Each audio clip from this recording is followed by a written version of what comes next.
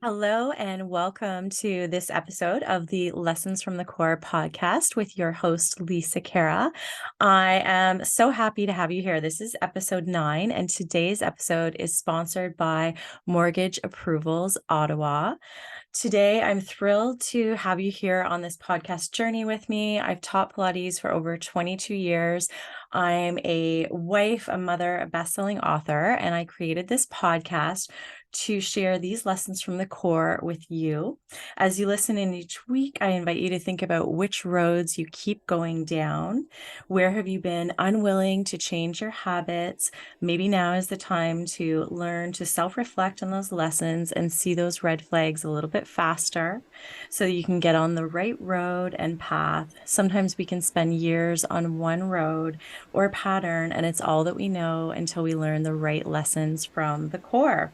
So, on today's show, I'm thrilled to have my friend and fellow entrepreneur with me, Ericka Ush. Welcome, my sweet friend. Oh, thanks so much for having me. I'm excited to be here. I'm so happy to have you on today. We've been looking forward to doing this and talking about it a lot. You are a mom of 2 active and loving boys. You're an entrepreneur, team manager, and mortgage agent with the Mortgage Approvals Ottawa. You're also a life coach and marketing management consultant. She's a graduate of Carleton University with a degree in political science and later completed management development program for women and with the School of Business. So your earlier career was focused in nonprofit, and now you are just continuing to work out in the community, seeking to help finding funding help through mortgages and things like that. So I'm so thrilled to have you here. We're going to talk a lot today just around certain things around money and finance and things that we've faced as women and just, going through some of those lessons that we've all had to deal with. So I'm super thrilled to have you. You're also still doing a lot of volunteering with the Sri Lankan Canada Association, and you're still quite busy with that, right? And doing just involved with that community. Still some work in the Sri Lankan community, less so with the association. Although I do support the work that they do very much. It's certainly been integral to my growth and my children's growth as well. It's a really important community network, and I certainly do support the work that they do.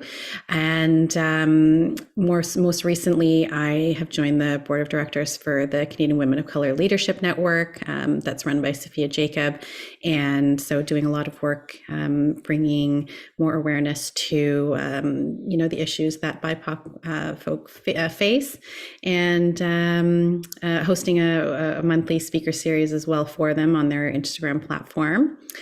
It And is that. Do you share that on your Instagram and theirs as well?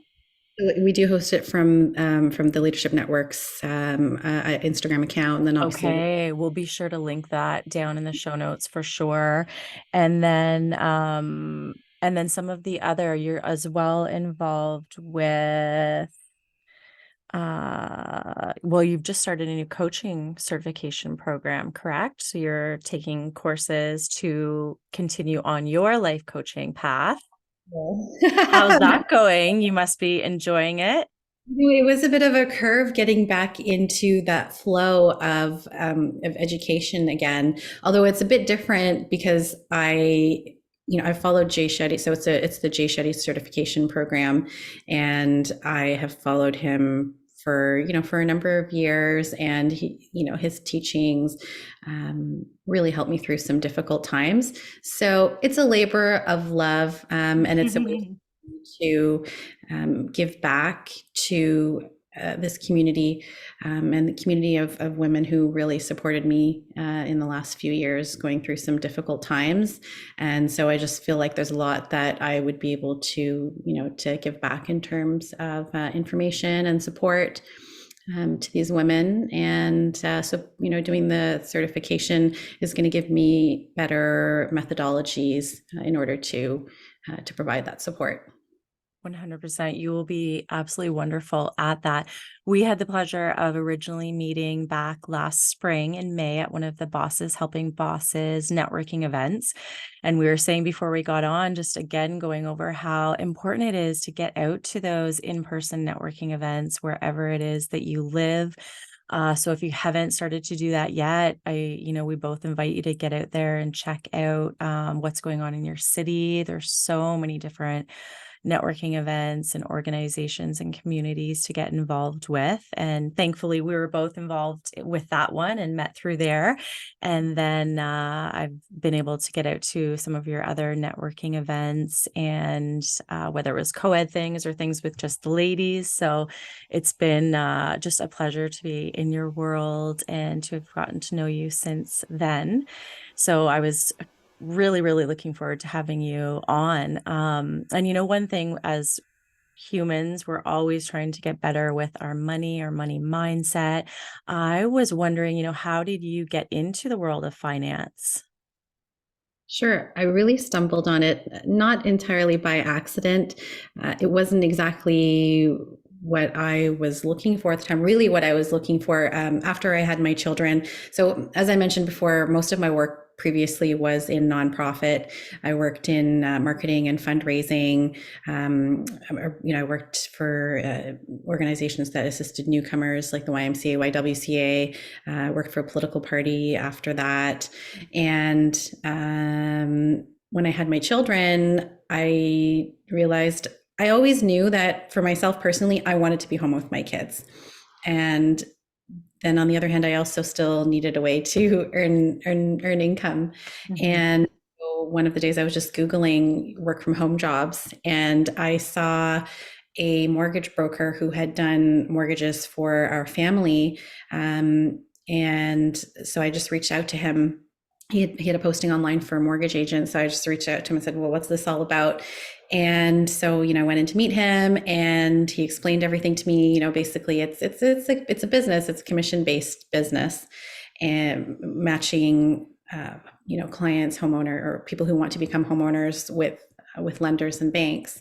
And, explained what it was all about. And it seemed like, it was going to be a great way for me to marry a lot of my work in nonprofit before, where you're really doing a lot of work to assist people with moving forward. Mhm. But a different sort of capacity. And the lifestyle sounded fairly appealing to me as well, because a lot of the work would be able to be completed at home. And that's where, so I joined, he hired me, I joined his team. And, when from that team, as he started that team with another one of our current owners, and my current owner brought on one of our other owners, and the team sort of grew from there. And it's the same team that I've been a part of, which is Mortgage Approvals Ottawa. Oh, that's wonderful. And thanks again to them for sponsoring this episode. It must really feel like a family when you have a team that's worked together for that long, and just to really really wanting to help each other succeed and that kind of thing. Yeah, absolutely. And I make the joke sometimes that I was on the team before there was even a team. And so I've been able to see the evolution. And so you're right when you say we really do feel like a family. And I know that we're very different from other brokerages in that way.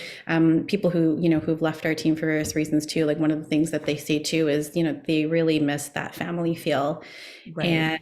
And I work with some fantastic humans, and we really all support each other's goals, because everyone has different goals. For Mhm. people, it's, maybe I want to make, $200,000 a year and go on some vacations, and support my family. For other people, I want to be the number one agent in Canada, because we do have the number one agent in Canada. For others, it's very, very different things. Some people are working and also running their business, and that's great. So we all support whatever it is that we want to do. Mhm. Mhm. And going back to, I know you're saying it's a lot about like helping the community members move forward with finding homes. Were you also big into math, or are you big into math and numbers? So did that part of it come naturally, or more the helping people move forward? Well, funny enough, numbers were not always my favorite thing. I wouldn't say that I disliked it, but I wouldn't say it was a particular joy of mine. So it was a little strange falling into this career. But as I said, it did bring in other parts of work that I really enjoyed, which is service Right. and And being a mom, I'm sure you were able to set your own hours to some degree. 1,000%. Nice. The one thing I really enjoy about being an entrepreneur, being self-employed in this capacity is the flexibility. So I'm able to have that time with my kids. Mhm.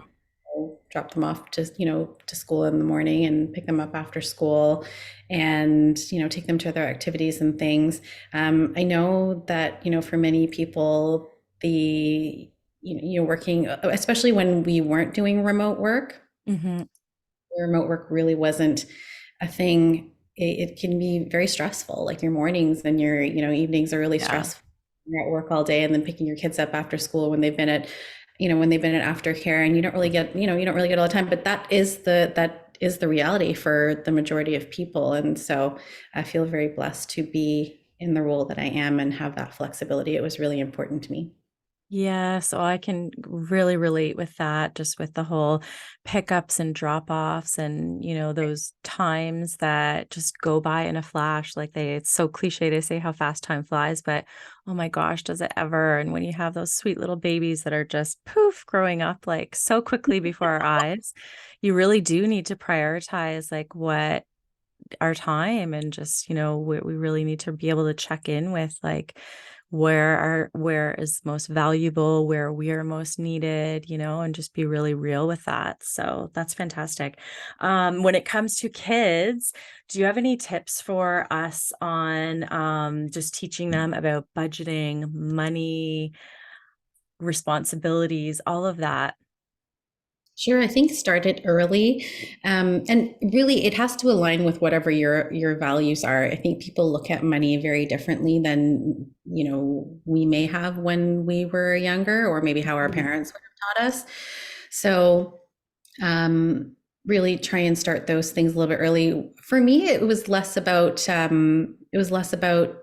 saving so much. I mean, saving is also a great thing, but I think now we are really more in line with investing. And so that's something that myself and I know the father of my children, I know he talks to them a lot about investing as well. And so my older son too, he wanted to open like or have access to a wealth simple account, for example, so that he could try to save his money and invest and that sort of Mhm. thing. That was kind of something that we tried to, or something that we're going to work on having for him. They had their piggy bank and all of those things, um, to try and teach them the value of saving up for something that you really want, and then making the purchase themselves. um, but aside from saving in terms of money, I think one of the things that I've really tried to instill with them is like, what are the ways that you can earn money now, and kind of teaching them more entrepreneurial skills. When I was young, like I know that for me, becoming an entrepreneur was um, maybe it wasn't necessarily just something that I stumbled upon either, because I've actually been doing so many things from a young age that really led me to who I am, and why maybe working in an office setting or a 9 to 5 didn't really fit with who I am. Yep. And then being an entrepreneur was a better fit. And so, it was like the things when I was young, like doing the lemonade stands and doing the garage sales. And so just trying to have them do some of those kinds of activities now, Mhm. finding to earn money in the summers, for example, doing those garage sales and, going out and offering to cut the grass and that sort of thing, just like teaching them ways that they can find ways to earn money. So. Yeah. Oh, those are great tips. I'm sure a lot of us are going to be able to apply them right away and just, try inspiring our children in that way. And yeah, I can definitely relate to the whole entrepreneur 9 to 5. There's just certain things that our bodies crave and like doing. And some people like to have structure and to be told what to do. And other people know I would like to have a little bit more control over the flow of my day. It's all like personal preference, right? So it's fantastic that we're able to work in things that light us up. I was going to say one thing too, like being, having businesses too, is like incorporating them into the business as well, like having them help out with certain things. For example, I have client gift baskets going to be, handing out and getting them to go and, bring them to the door and deliver them, getting them Yeah. involved. Way, keeping them involved in their community in terms of helping them develop social skills and stuff. For example, like at Easter and Christmas and stuff, like, we'll order cupcakes and things, and like I'll have them go and give out the deliveries Mhm. to neighbors and to, to clients and things. So just to kind of keep them involved in some of the things that, Yep. so that they can, and understanding why it is that you're doing them. Yes. So they receive those lessons as well. And they've even come out to some of the networking events that we've been at, one of the Yeah. like dinners downtown. So yeah, it's great for them to see. At that networking, one of her networking. Yeah. Yeah. No, we have so many fantastic groups in Ottawa. It's awesome. Yeah. Well, and I will link some of those down below as well. Just because as we always say, it's so great to get out there and meet other like-minded people. What was the biggest money lesson that you've learned in your life, or one of the biggest?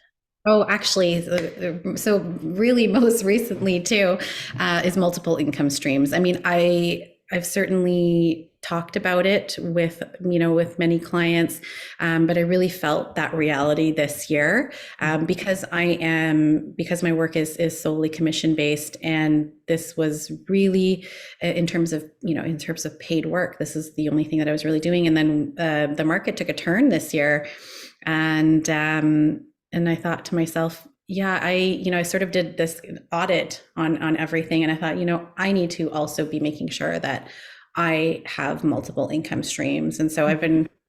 been, putting more things in place towards that. Mhm. It's something that I would encourage. That I was encouraging clients in any case, and anyone who would ask for advice, but just making sure that I was incorporating that more into my life, because you don't want to rely solely on one stream. On one thing, yeah. The whole saying you don't want all your eggs in one basket.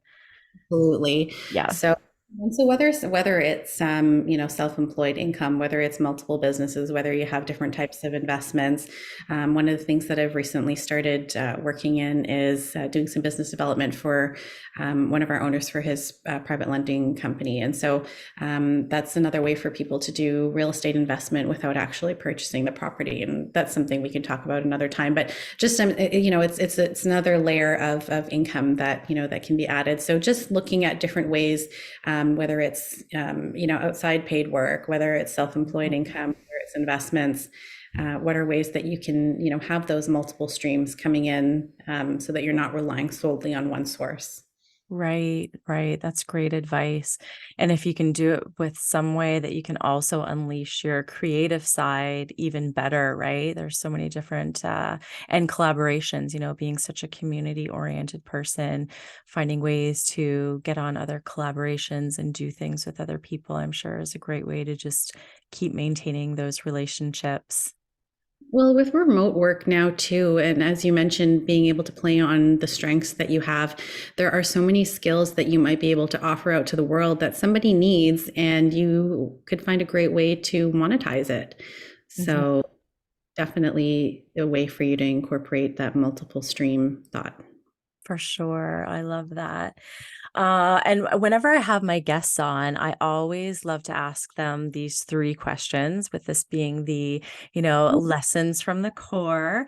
So I would love for you to tell me about a red flag moment in your life that led you to learn some of your own lessons from the core. Could be I've personal, had professional, parenting, I've had anything. I I've was going to had say gardening. I don't know why, but anything. so many red flag moments. I think the majority of my red flag moments came, in at the end of my 20s and in my 30s. Um, I did go through a divorce and a lot of lessons learned. and still learning, from that. Um, I definitely learned a lot about myself in terms of, through that entire process, and um, you know, doing the single parenting sort of thing. Um, just a lot. I learned a lot about being really self-aware, and also, um, and some of the things that I learned out of that were, some of my lack of boundaries and people Mhm. pleasing, and worrying too much about what people think. That was really something that I had to wrestle with, during that process, and even in the last couple of years. Um, and so a lot of the lessons that I've learned, I think, really are around relationships, and not necessarily romantic relationships. Mhm. Relationships come in all different forms, including friendships, right? Mhm. So just a lot of lessons around um, being self-aware about forgiveness. Mhm. What do you do when you feel wronged, for example, or someone else might have felt wronged? How is it that you deal with those types of conflicts? How do you forgive if the other person hasn't asked for, forgiveness from you, for example? But the lesson in forgiveness is that it's really actually for you, Mhm. and being able to release that anger is how you can heal. Having compassion for what the other person might be going through, no matter what it is that you feel. So a lot of my lessons were really around those types of things. Mhm. Mhm. And what's a one way you really connect with that inner forgiveness?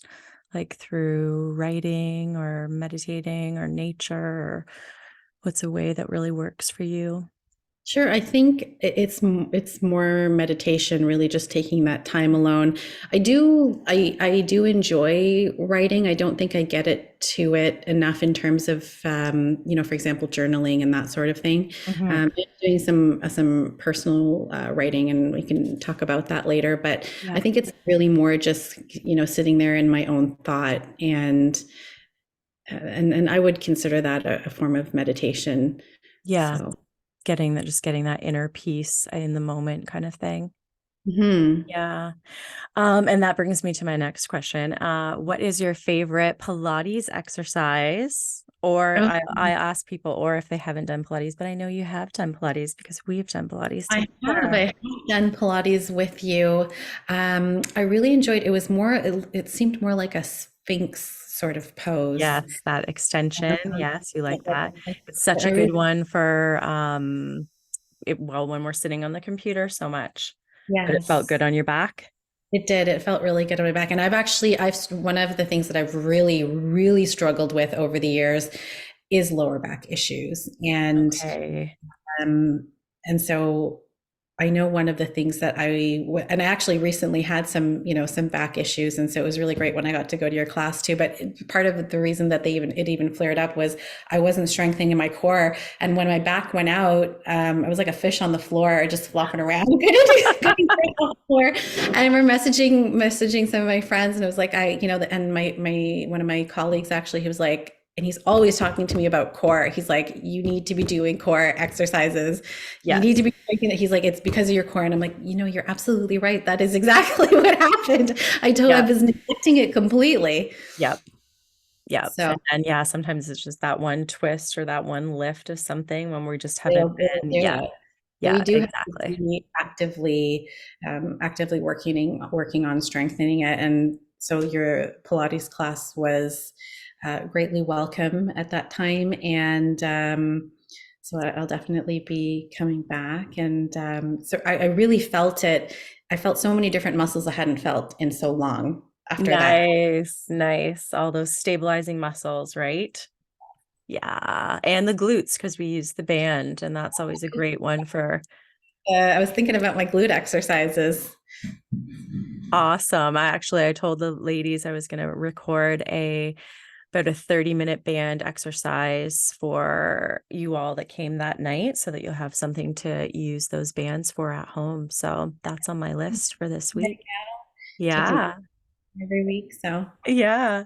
And then my third question is tell us about the book that you're writing. sure. I won't give away the title, Yes. but is it would be considered a fictional memoir, so loosely based on my life, but a lot um, to protect the people that that may be in it, and also just incorporating maybe different issues that women from my background might face. So it will really center a lot around growing up, being Sri Lankan and from a Sri Lankan family, living in Canada, some of my experiences being in Sri Lanka, and it'll focus a lot on my journey in relationships, so romantic relationships. So maybe Oh, love. um, I have a very close family friend of mine who's also an author who is mentoring me and helping me with my writing. Hmm. Lots of great advice. Her name's Kumudini Nicholas.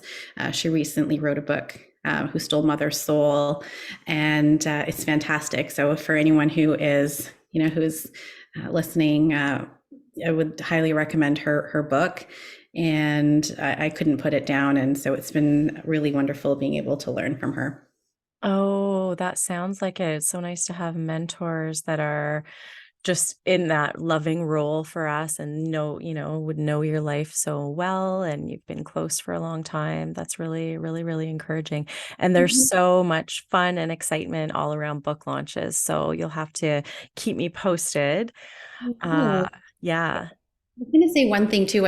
For myself and for anyone, I always have done better with a coach, with a mentor. I thrive on that accountability, Hmm. and so I that's something I highly recommend to anyone who's listening. Like that you could have a mentor really in any facet of your life, in any kind of project, in any kind of industry, Hmm. and you can find those people who are really willing to share their knowledge with you, and Hmm. you will grow much faster that way. Do you have spots yourself opening up to take on clients within a coaching capacity?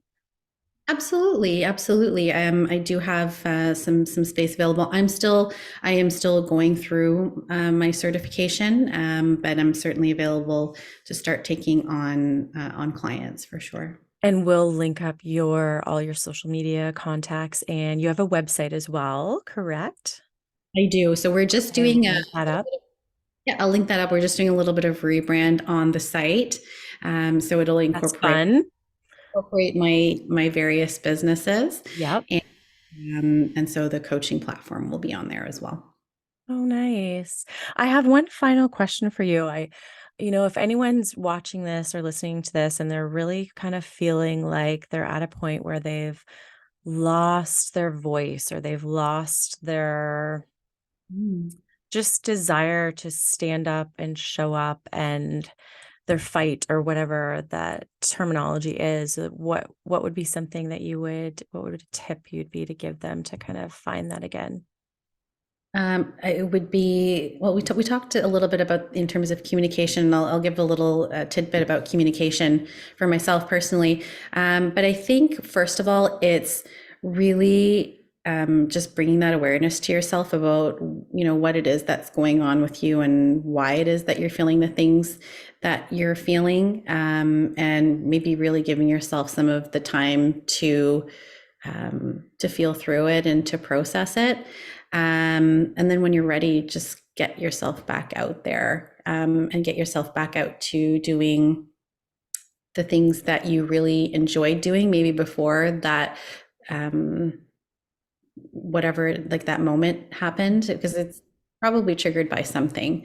And so, really, just, yeah, taking that time for yourself, first of all, and then getting back to but getting back to the things that you love doing. I was just going to say, I was going to mention something about communication too. Like for myself, what might be surprising for some people is that communication actually comes with great difficulty for me. And doing things like speaking now, or coming on podcasts, doing some of this public speaking is my way of trying to regain those skills back. When I was going through, towards the end of my marriage, and getting towards this process of separating and divorce, I really stopped communicating. Like, I would not talk. And so a lot of the communication that would have come naturally to me, vocabulary that would have come so easily to me, it's felt very lost. And so I've actively had to work on communication, and regaining that vocabulary, and regaining that confidence. And so just putting myself out there in terms of speaking. And it's certainly been quite helpful. And again, like bringing awareness to it, really slowing myself down when I'm communicating, really watching what it is that I'm saying, without kind of rushing through things. Because I find sometimes when you feel triggered, or you're unsure about things, we just sort of like try and get through it as quickly as we can. But I've really been trying to actively like slow things down, and make sure that I'm being very coherent when I communicate, and giving myself that time. Right. Because, yeah, our words matter, and what we speak out into, right? That's really, really good advice. And I can definitely relate with, well, as you know, I'd had a concussion before, so that definitely affected communication. And I agree, like, I've definitely made a decision to get back out there and get going to a lot of networking events this past year to practice that communication, meeting new people, being in new social situations that if I spit the wrong word out, well, oh well, and just move on. Right. That's but yeah, it's to keep putting ourselves out there and keep meeting new people. And thank goodness we both did, because we wouldn't be here today doing this together had we not gone to those networking events and met each other back in the spring. And just, yeah, continue to keep putting ourselves out there and meeting new people, and just really being there for each other as women and as mothers. And it's nice to have other people in our world that are going through similar things, that whole school pickup, school drop off, getting kids to activities, but still showing up to do something like this, right? We're often wearing so many hats. So it's really nice. And it's an honor to have friends like you in my life that get the things that I'm going through and things that other mothers are going through. And it's a real honor to know you. Oh, I feel the same way, and I really appreciate you having me here today and letting me share some of my message. Yeah. Well, as we said, we are going to link all the ways to get a hold of Ericka down in the show notes below, whether you're watching this or tuning in on the podcast. And I would love for you to follow the show, subscribe, and give us a review. And if you are listening or engaging over on Podopolo, you can check us out on that for where you listen to your podcasts. And again, I just want to thank you so much for being here today, Ericka. It's been amazing to have you on. There's been a lot of tips just through getting us to think about money and finances and forgiveness and self-love and all the things. So I just want to thank you again for being here.